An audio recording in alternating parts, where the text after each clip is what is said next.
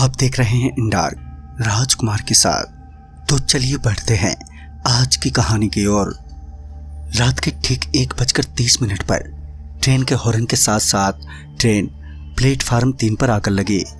रात का वक्त होने के कारण ट्रेन में चढ़ने और अपने बर्थ तक पहुंचने में मुझे कोई दिक्कत नहीं हुई, लेकिन जब मैं अपने बर्थ पर पहुंचा तो मेरे बर्थ पर पहले से ही कोई सो रहा था। तभी मैंने उसे आवाज देते हुए कहा, ओ भाई साहब, ये मेरी सीट है, चलिए उठिए। मगर शायद वो गहरी नींद में था, इसलिए मेरी बातों से उसके कानों में जूं तक नहीं रेंगी। मतलब वो जरा सा भी हिला तक नहीं, जिस वजह से मैंने उसके कंधे को हिलाते हुए बोला, साहब जरा उठने का कष्ट करेंगे। इस बार उसकी आंखें खुली और आंखें खोलते ही उसने मुझे ऐसे घूरा मानो मैंने उसकी सीट छीन ली हो। खैर मुझे उसके लुक से कोई फर्क नहीं पड़ा। मैं उसके हटते ही बर्थ पर जाकर चुपचाप लेट गया और अब ट्रेन भी खुल चुकी थी।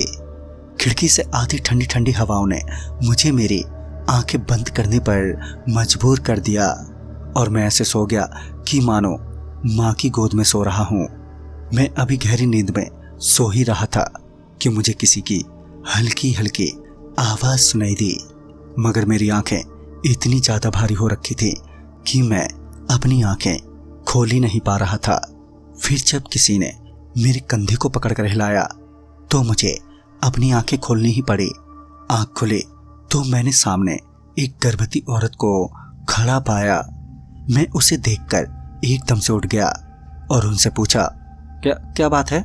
इस पर उस औरत ने कहा, भाई साहब आप मेरी सीट पर चले जाएंगे क्या? वो क्या है कि मेरा अपर बर्थ है और ऐसी हालत में मैं अपर बर्थ पर नहीं चढ़ सकती। मैंने बिना कुछ सोचे समझे हाँ कह दिया और सीट खाली करते हुए मैंने उस औरत से पूछा, अच्छा आपकी सीट कहाँ पर है?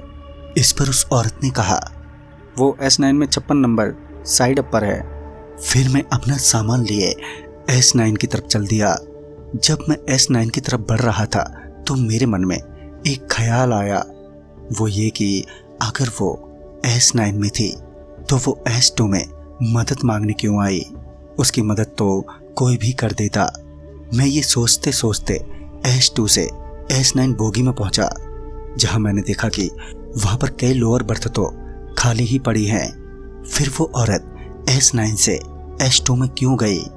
मैं वहीं S9 में एक सीट पर बैठकर उस औरत के बारे में सोचने लगा। मैं अभी अपना सर पकड़े उसी औरत के बारे में सोचे जा रहा था कि तभी मुझे किसी ने आवाज देते हुए कहा, ओ लाल बुशर्ट वाले भैया, टाइम क्या हो रहा है? मैंने आसपास देखा मगर कोई भी नजर नहीं आया। 1-2 लोग तो थे मगर वो तो सो रहे थे।